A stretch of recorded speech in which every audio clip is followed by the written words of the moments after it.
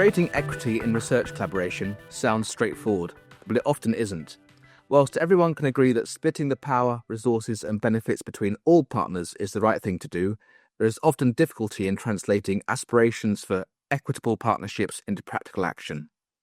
This can be due to complex factors such as colonial legacies and structural power imbalances in research ecosystems. How can these challenges be overcome? To find out, IDS Director Peter Taylor speaks to Margarita Gómez from Southern Voice and Kaia Ambrose from IDRC. In this Between the Lines podcast, they discuss why equity in research collaboration matters and talk about the challenges in achieving it and practical steps toward action and accountability. Hi, and welcome to another episode of the IDS Between the Lines podcast. I'm Peter Taylor. I'm Director of the Institute of Development Studies, and I'm really delighted today to be joined by two collaborators, and I would say also friends, Margarita Gómez, Executive Director of Southern Voice, and Kaia Ambrose, as Director of Strategy Evaluation and Learning at the International Development Research Centre in Canada. And both are going to say much more about themselves and what they do shortly. The reason why we're having this podcast now is because we've been working at IDS with partners around the world and many collaborators around the issue of equity in research for development. And this is a challenging topic.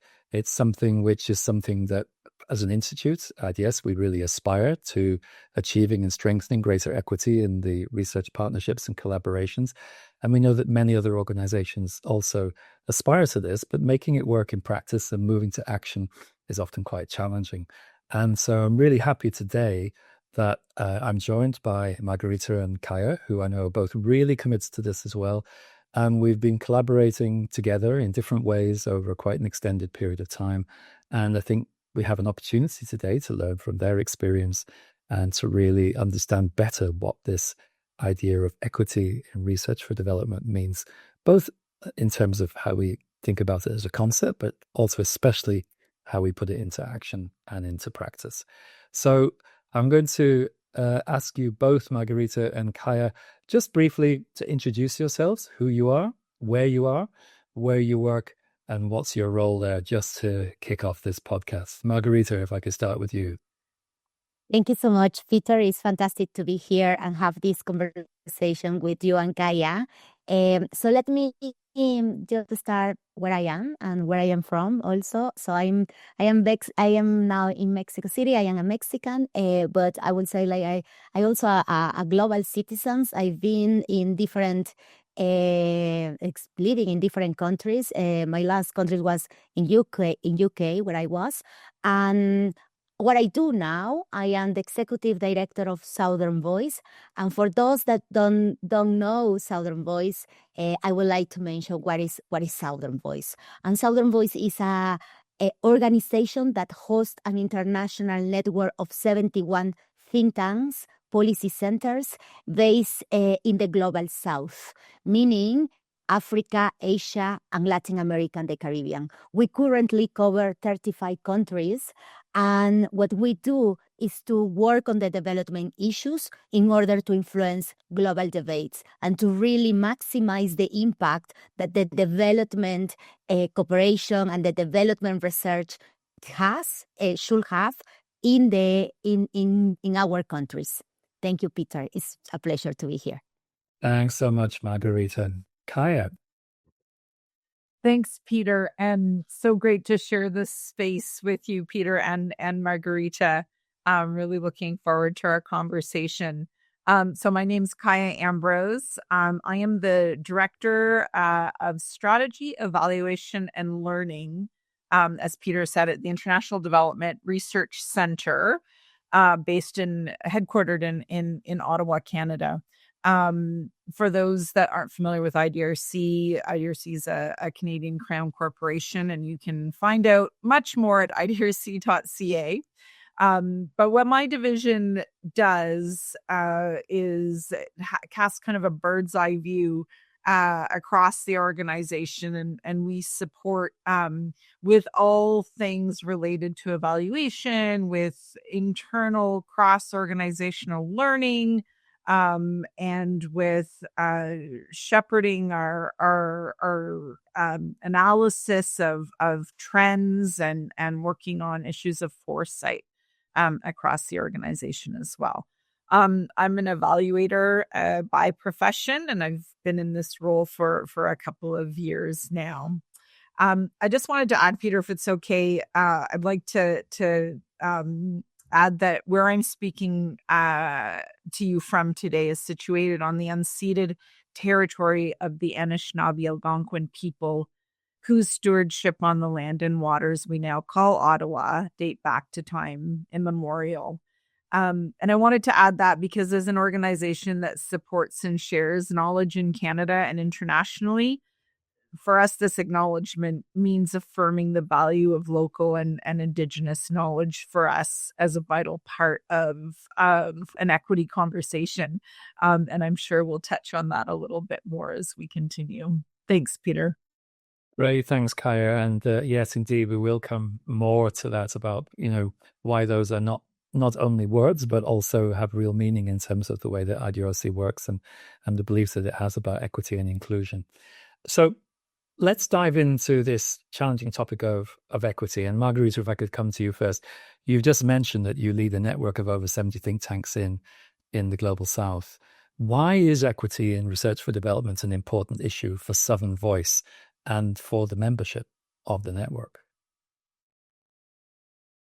It seems like an easy question, but it's really complex, just what you ask. I think that I would like to start saying why do we exist as an organization, and the reason why Southern Voice was created is because we identified that there was a knowledge asymmetry in the global debates, and this is very connected to what you are saying, that this knowledge asymmetry is the result of a system that doesn't recognize knowledge as equal for everybody. And here I think that I would like to highlight a couple of points. First, usually when we talk about equity in research for development, we focus our conversation on relationships, the way that we partner with others to do a collaboration or to do a research. But we have seen that this relationship and this collaboration, as I just mentioned, is grounded in a system that doesn't recognize the knowledge of everybody as important. For example, indigenous knowledge creating in places where it's not the center. For example, the Global South, researchers from Africa, researchers from Asia, researchers from Latin America and the Caribbean, producing very high quality research. Sometimes this knowledge is not valued as knowledge created, unfortunately, in other northern institutions. So that's one reason why we are very committed to this topic and are working every day. Every day, this is part of our conversation. How can we change this system? And I would like also to put emphasis on that if we really want to change this unequal system, we need to think to transcend the conversation of partnerships that we have had in the last year. And we really need to think on building a sustainable foundation for equitable partnerships that can really change the way that we relate and that we work and collaborate with our northern partners. And let me just highlight 3 points, and these 3 additional points about why this topic is important for us as Southern Voice and our members. So the first one is epistemic justice, and I already explained a little of this. It's a question about whose knowledge value, whose knowledge is important, whose knowledge influence the global economy, the global decision, and I think that that's one. The second is economic justice, and what I mean by economic justice is a question of who gets the benefits from the research that is done in terms of property of knowledge, in terms of individuals, institutions, who gets this, who who is impacted by the development funding and the resources that are coming from development cooperation, who define the priorities, who has the agencies to define these priorities, and who has the leadership. And finally, the third point is why? Because we think that if we have a more equitable research for development, we can also have a more impact on the research in the local communities that we are trying to influence at the end, and also create more local innovations. And I can give you many examples about how when the resources are used for the countries that they are trying to influence, the local innovations came, and local innovations can come for indigenous group, can come from communities, and not necessarily for the most very well-known established institutions that do research. And I will stop here, and then I can come back with more points.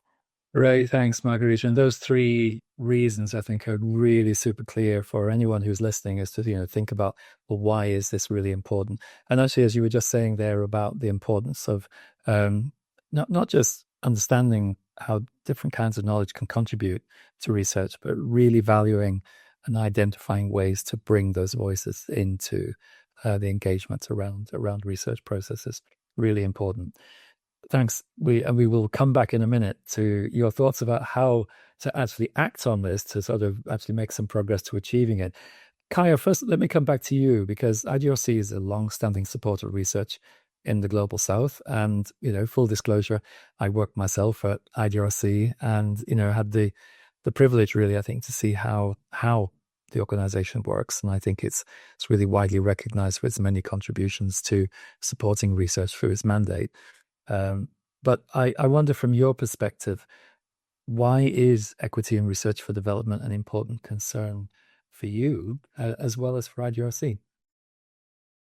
Thanks, Peter. And I think the listeners will probably hear a lot of alignment between what Margarita is so eloquently saying and some of the perspectives that I'll bring in. And I guess that's also why we're together, because we do align on these values. So this is also a timely question for us, Peter, because we've actually just wrapped up an internal learning series within IDRC around various aspects of equity and research for development, or R4D, in case that acronym pops in there. And yeah, a lot of really great internal reflection, which I think is a really important aspect of bringing equity and R4D to light. We need to step back and as an organization, look at where our successes are, taking kind of appreciative inquiry approach, and where are there things that we can do better. But we really recognize the importance, I think, beginning from a bit of a historical perspective, and the fact that the concepts of equity and decolonization can cover several structural and institutional realities in our world, and those that include colonial legacies in research and power. And for us, this really points to an ongoing need for more, as Margarita said, equitable partnerships, inclusive knowledge systems, intersectionality, and as well funding reform, kind of connected with those equitable partnerships. What does our funding, what do our funding mechanisms look like? How are they truly supporting and promoting equity in research for development? And I think for us, this really means unpacking research ecosystems, and whether those ecosystems, whether we're looking at branches that are global of those systems, or regional, or national and local as well, understanding those ecosystems at a national or local level as well, and really understanding who the actors are within those R4D ecosystems, and their relationships of power or the access or control that they have within the system, And as Margarita eloquently put, challenging whose knowledge is valued and whose voices are heard.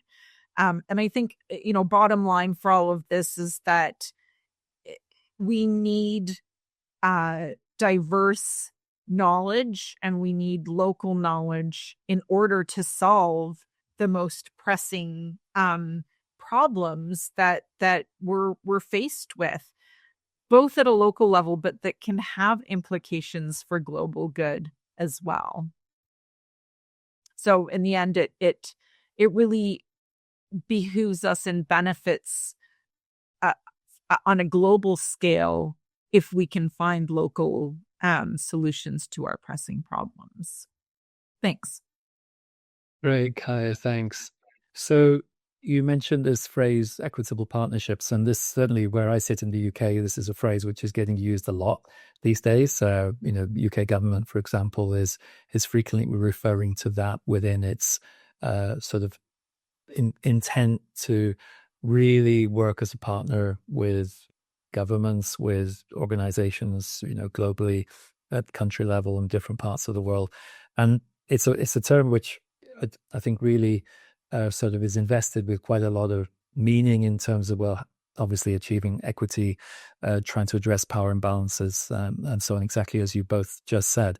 But actually converting that expression into practical action is something which has been really challenging for a long time. In fact, I think with the work that IDS has been really fortunate to be involved in with Southern Voice now over several years, I think we've seen that there have been many, many examples of aspirations, and there's a lot of momentum to bring about change, but really bringing change about is not easy to do. So in the next phase of our joint work together, we're just starting a new phase, which has the title Action and Accountability for Equity in Research for Development. So we've sort of added these terms, action and accountability, into the mix very explicitly, because it really indicates, I think, that we don't want us to get stuck in, many sort of circular conversations about why this is important, but what do we actually do about it? What can be done to achieve greater equity? So, Margarita, why do you think we're putting this emphasis now so explicitly on action and accountability? And if that is our core focus, what do you hope that we'll be able to achieve through this work? Thank you, Peter. So I think that I would like to divide my response in three parts. First, I think that being myself a former policymaker, part of government, being a behavioral scientist, working also to see how can we really change behaviors, I always thinking how can we connect the more general conversation that are talk about systems, because at the end we want to change the system, but also with some incremental changes or small changes that allow us to change that system. And when we were thinking about the next step, I think that we had this conversation on, okay, yes, we want to do this big change, and we know that the conversation have been moving, and we are having this conversation for years. Now we need to think about what are the little steps or the incremental changes that we can do in order to change this a broader system. So that's one part, and that's why it's important really to try to move to the broader conversation, to the practical conversation. I think that why now there is a momentum. And all of us know that the world is changing, that the development sector is changing, the development cooperation resources are getting smaller, and we really need to think how can we make the most of the resources that we have. And when I talk about resources, it's not just about financial resources. I'm talking about political resources, the political willing, the human resources. So that's another reason why we need to become more practical. And then how or where are we going? That is the third part. And I always like to start to imagining the world that I would love to have and having a clear vision about the future. And the future that we are striving for is a future where, as Kaia mentioned, we have a just and inclusive research ecosystem that produce research that is relevant for the society, and this is so important. It's not just for academic pure purpose. It has to be relevant for the society. It should be purpose-driven towards improving the lives of the marginalized community. And that's the vision that I have. And then I think, how can we transform this system in order to really have this kind of research that can impact the people's life? Because at the end, I think that what brings us together, what is behind, is like we want to improve people's life.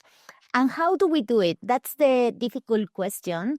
And I think that's something that we have been discussing, and why we put so much emphasis on action and accountability is because we need to think in practical steps, and I'm going to talk a little more about the practical steps, but also we need to think about the different stakeholders that are part of the system and how their responsibility and how can we make them accountable. No, because this is a system, and in a system we know that everything is interconnected. So we can just change one part and the other part continue being the same. So we need to change all of us together in order to really have a bigger transformation. And let me just mention a couple of points that we have been thinking about. How can we start this transformation? I always thinking on incremental changes, knowing the huge reform. So it's like we need to start transforming the specific, like the way that who participate in the agenda setting. So that's super important. Who define the agenda of research? What methodologies are we using? Who define the methodology? And moving to open the system for more actors. So that's one. Quality, and here I'm sure that Kaia has a lot to say. Quality of research, no? Who evaluates and who say what is quality in research? And we also need to reimagine that. We need to reimagine that there is a lot of empirical knowledge. There is a lot of knowledge in indigenous group. There is a lot of knowledge grounded in context that is important, and it's not just one way to create knowledge that has rigor and it has high level of quality. Transforming funding modalities, that's the other point that we need to start thinking. And to transform funding modalities, we need again to think about who received the funding, for what, if the agenda is already set or not, if there is a more collaborative, co-creative space to collaborate with local researchers. So the definition of the topics are based on the relevance for the context. And finally, I will say also we need to create different narratives. We need to change the narrative about how can we create a different knowledge system where all the different types of knowledge are valuable, and where, if we are talking about research for development, is we are putting at the center the societies, the communities that we want to change, and the countries that where we want to have the impact. And I'm going to stop here, Peter, but happy to come back to talk a little more about the actions and what we are doing also in this new phase. Great, thanks, Margarita. Actually, listening to you, I know our sort of area of emphasis in this podcast is around research for development, but actually many of the points you just raised, I think you can actually apply to thinking about partnerships more generally in development and development cooperation. So, I think anyone who's listening to this, who's sort of thinking about the bigger picture, the wider system, I think you've actually highlighted some really important points there, which, can speak to the kinds of change that we would like to see in the bigger system of development cooperation as well as in research. So really useful. Kaia, so Margarita just mentioned something about funders, and in the work that we've been doing so far, we've identified what we call 3 spaces for change in relation to equity and research for development. One is we'll come back to in a moment when I come back to Margarita, which is thinking about how research organizations themselves can sort of prepare themselves, you might say, in order to be able to play their part in achieving greater equity. We've also looked at the broad area around publications and dissemination of research. I think this speaks partly to what Margarita just said about quality, but it also speaks to what we know is a genuine imbalance between the way in which researchers in many parts of the world, in Africa, Asia, and Latin America, find huge challenges in actually making their research available to audiences globally. And that's an area as well that we're very keen to look at more. And then on the funding side, and on the part of funders, there's clearly important work to be done, exactly as Margarita said, because a lot of the issues around equity relate to funding mechanisms and what funders can do. So, Kaia, what kinds of actions do you think, from within your perspective, actually working for a funding organization like IDRC, what do you think funders can do to strengthen equity in their approaches? And are there any practical ways that you would like to share with us where you feel funders could actually become more accountable to those they fund? Yeah, thanks, Peter, and thanks, Margarita, because I think you've set it up well too, especially as you mentioned the research quality piece, and I can certainly speak to that. I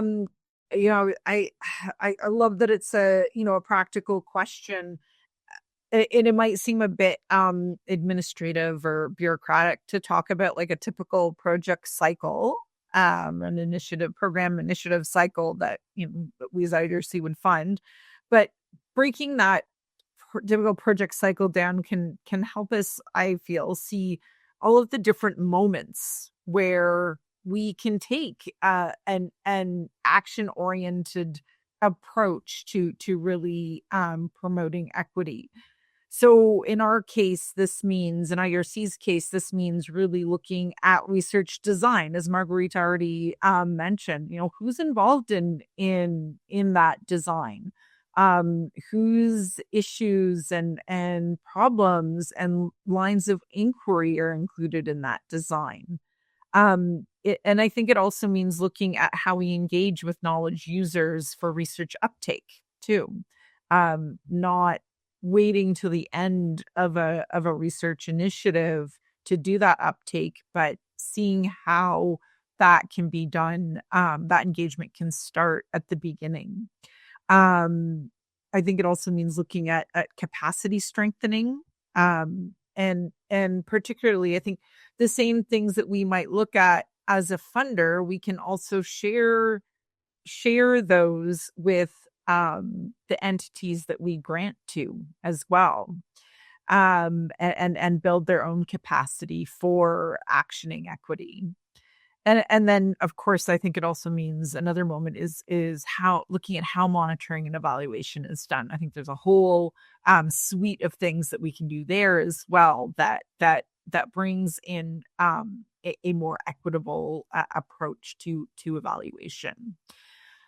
Just as a very practical example that I wanted to share of how we help keep track and help push ourselves to be more equitable, and it's about how we define quality research. So we try to move beyond looking at a singular definition, such as scientific rigor, to determine what quality research means, but include other parameters and dimensions, and equity is one of those. Some listeners may be familiar with IDRC's research quality plus tool rubric. And one of the dimensions in that tool is research legitimacy, which looks at gender, which looks at inclusiveness, which looks at engagement with local knowledge. So we're, by using it ourselves and inviting our grantees to use it as well, we're really forcing ourselves to think through those questions that Margarita's posed as well. we're also looking through this tool another dimension, which is the positioning for use, where we ascertain the extent to which the research process has engaged research users. So it's a prompt for us, and also a way to be very systematic about being thoughtful about how we include equity in R4D. And maybe I'll just mention a kind of add-on to that Research Quality Plus tool, or RQ Plus, is what we call the RQ Plus for co-production. And again, this I think really goes back to one of Margarita's points about, who's involved in the research design.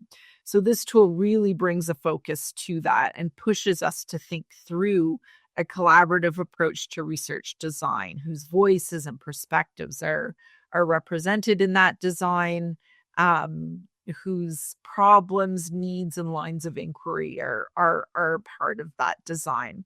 And so it helps us really hone in on the inclusion of local knowledge and different ways of knowing, as well as building trust and seeking out and building mutually beneficial partnerships, which this tool also recognizes as an important element of research.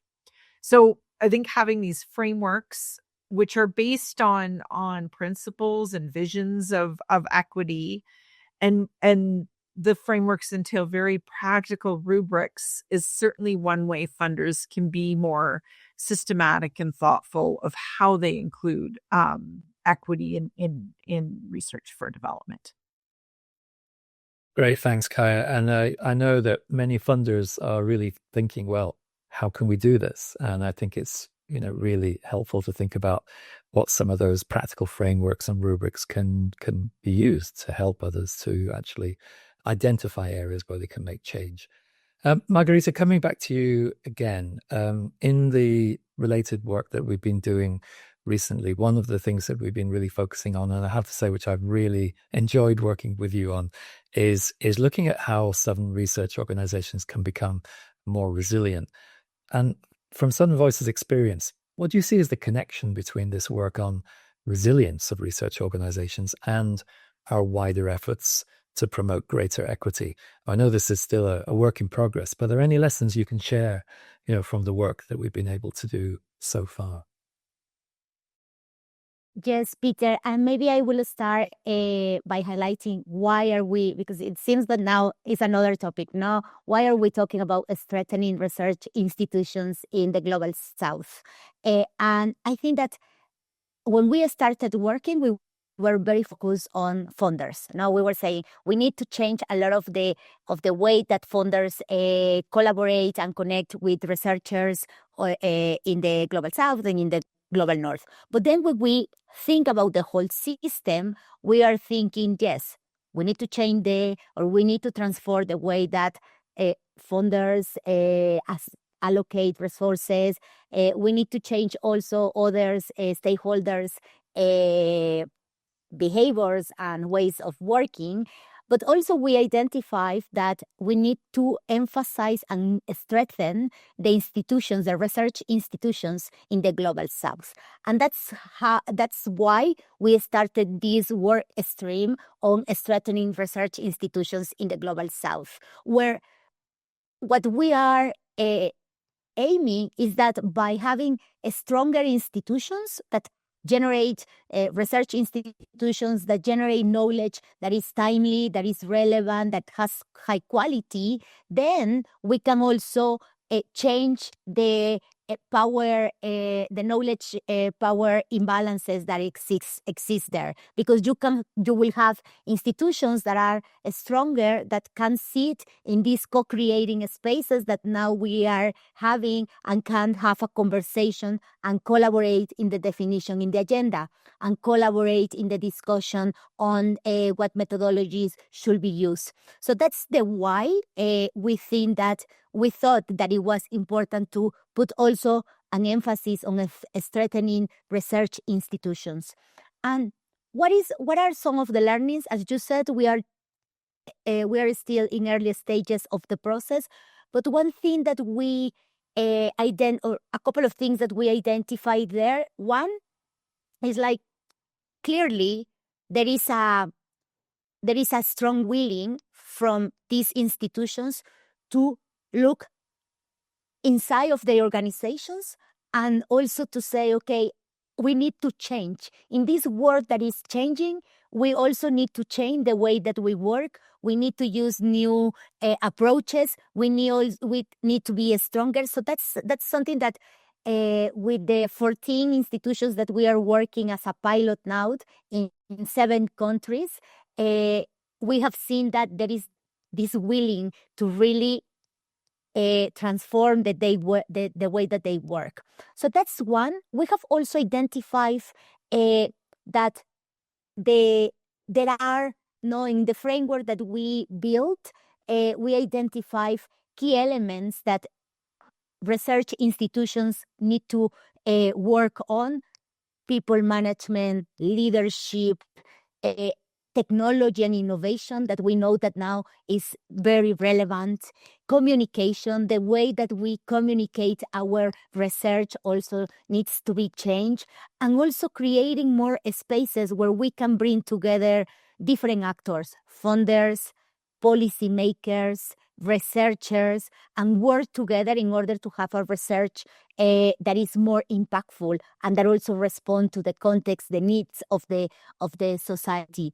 We will be publishing soon the tool, and very happy to come back and share a little more results about what we are finding in this work stream of work. And maybe just one final, just to close this comment. I think that what we are, the assumption that is behind is like equity in research for development. What we are aiming is really to empower, or to give more value to the local knowledge, to the agenda setting. And by doing this, we are also touching an important point in our conversation, that is closing the evidence to action gap.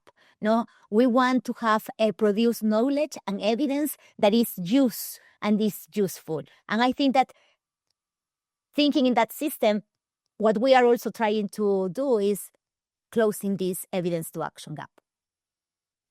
Great, thanks, Margarita. And I think, the work you've just described, it's what's been very encouraging about this, as well as how different funders are actually supporting this kind of work. That goes back to the point you made earlier about growing momentum. And, we're grateful to the British Academy for supporting that work too, which has been really complementary to the support that IDRC has given. And also it's nice how these different kinds of initiatives kind of are sort of mutually supporting, because also a really important set of lessons which has supported the development of this work on resilience you've just mentioned, Margarita, is a lot of lessons that came out of the Think Tank Initiative, which was a program which supported think tanks, again, Africa, Asia, and Latin America, and which, partly was the roots of the origins of Southern Voice, which came out from there. And of course, the Think Tank Initiative was also supported by IDRC. So I think it's really nice to see where different initiatives aren't just, one-off things which just come to an end and then everything just stops and then we move on to the next thing. There's a lot of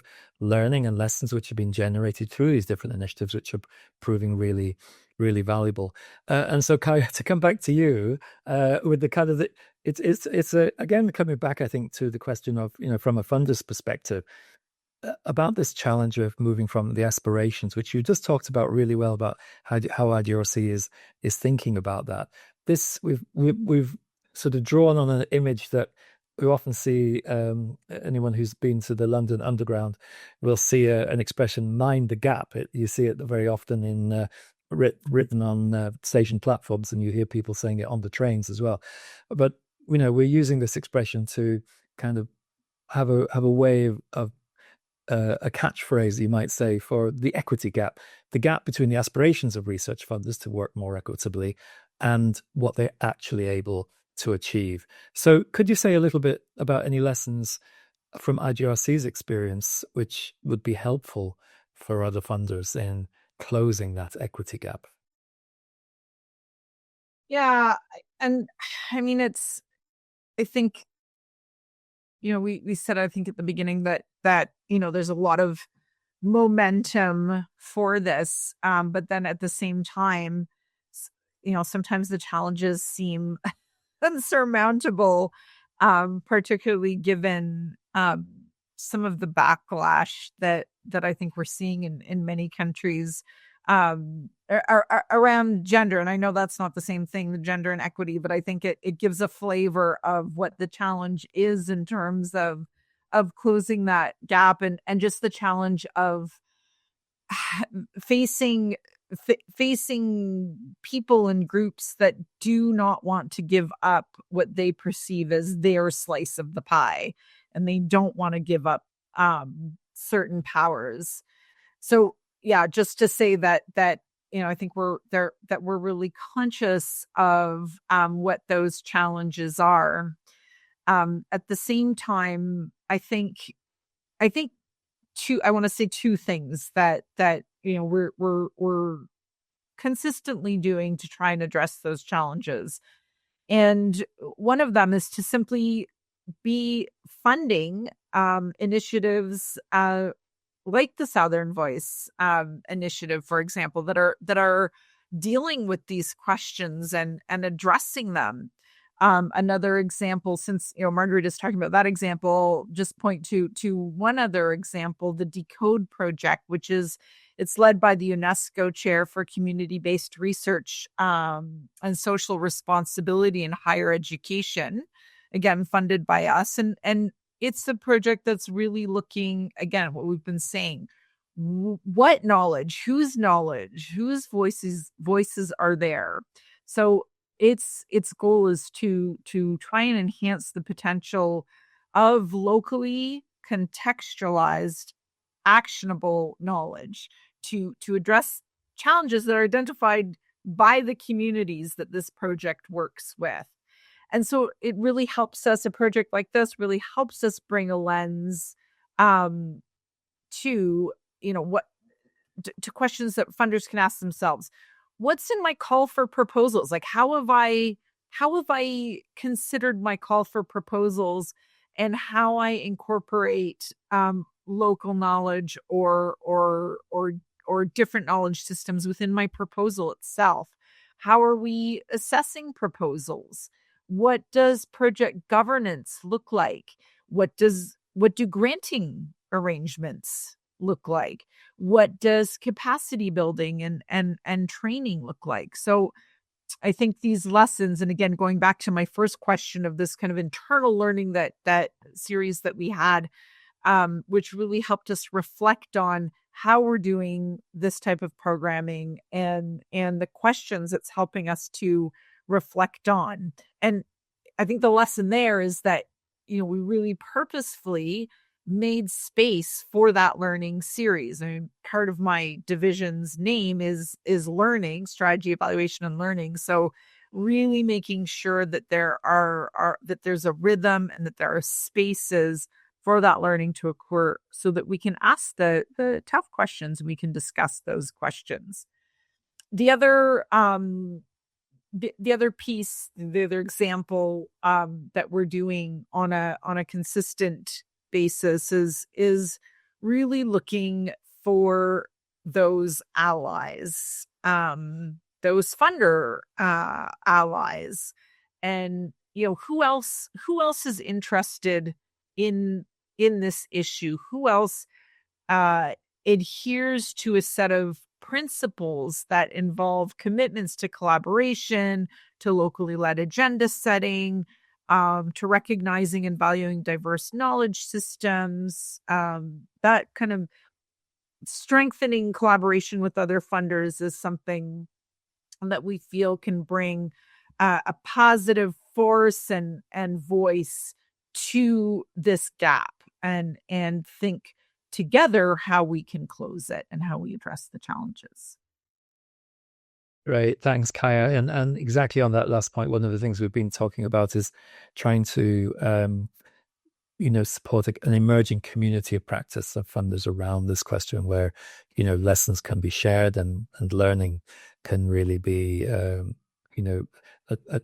journey that that different organizations are on a path, of course, doing things in different ways, but learning as they go and sharing that learning together, which I think it's got to be a really valuable piece of this as we go forward.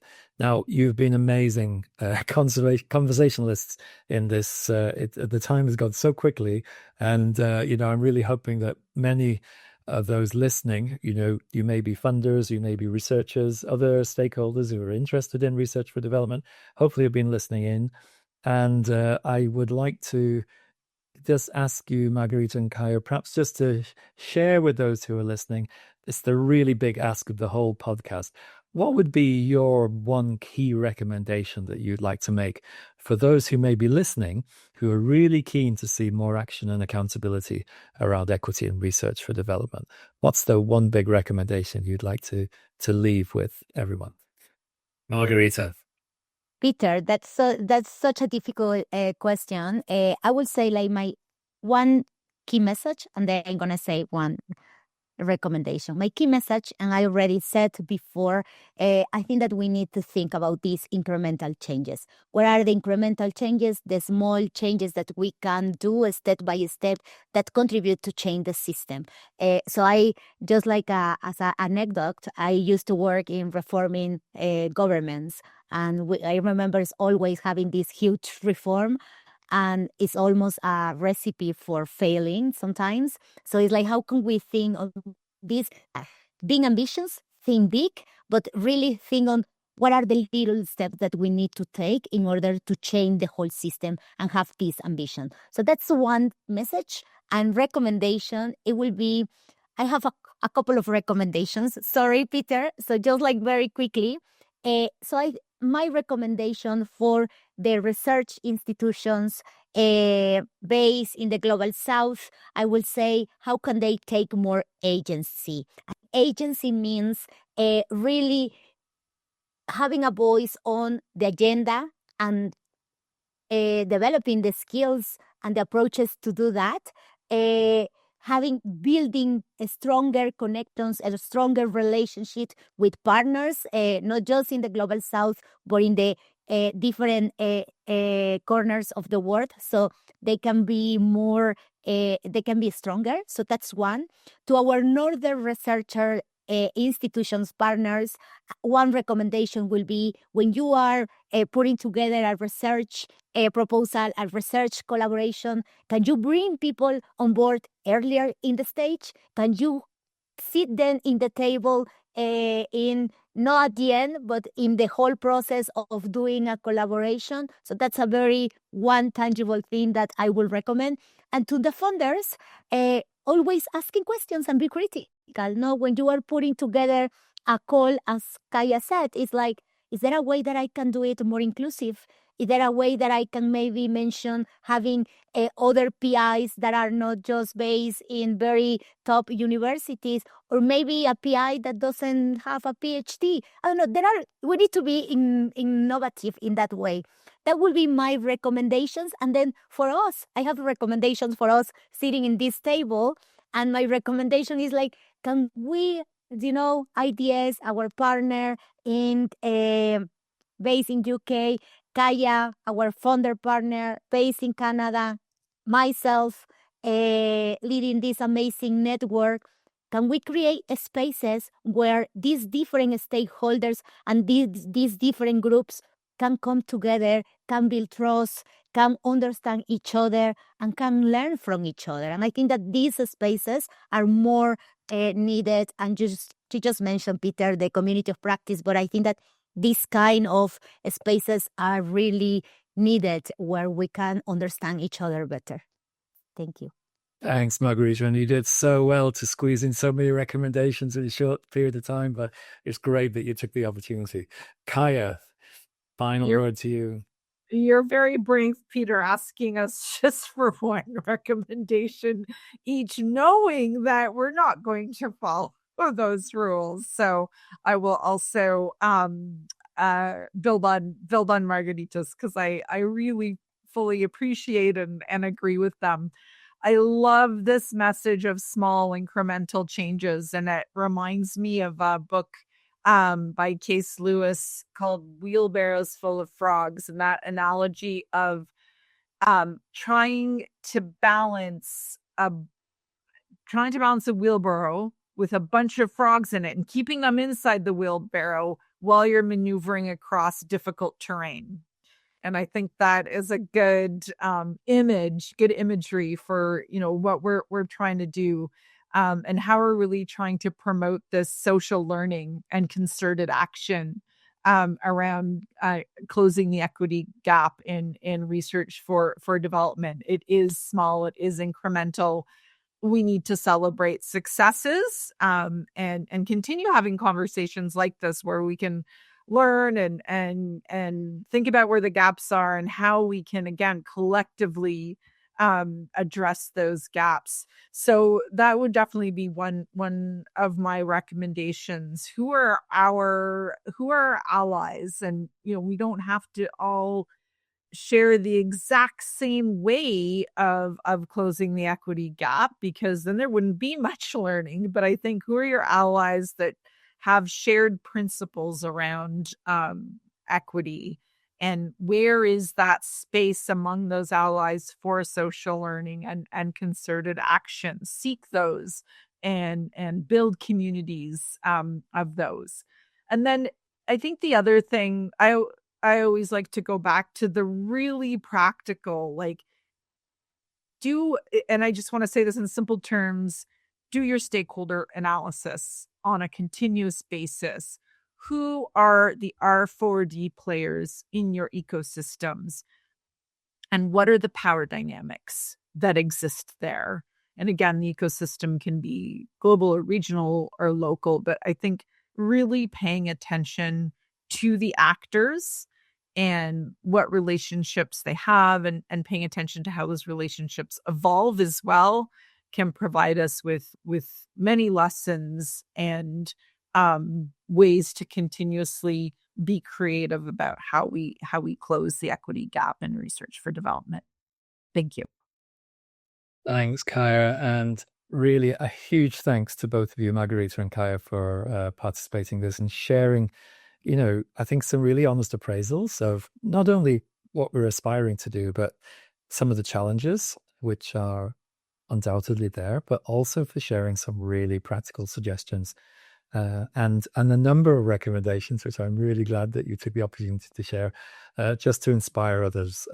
I really must say how much I appreciate the collaboration that we have in this work. I'm really looking forward to continuing it with you and with many others as well, the membership of Southern Voice, and with many other actors as well, who definitely right now are not just, I think, laying out sets of aspirations, but really are committed to actions which will lead to really strengthening and achieving greater equity in research for development. And I think, if we can see action and accountability, there's going to be a huge amount to learn. So I hope that perhaps in a not too distant future, we might be sitting here again, having another podcast and sharing more of the lessons which have come out as we've been working along. So Margarita and Kaia, thank you so much indeed for sharing your wisdom and thoughts, and looking forward to our continued collaboration. Thanks for listening. Please like, subscribe, and share to help us spread the word. Do you have a feature that you would like to appear in a future episode? If so, then email betweenthelines@ids.ac.uk.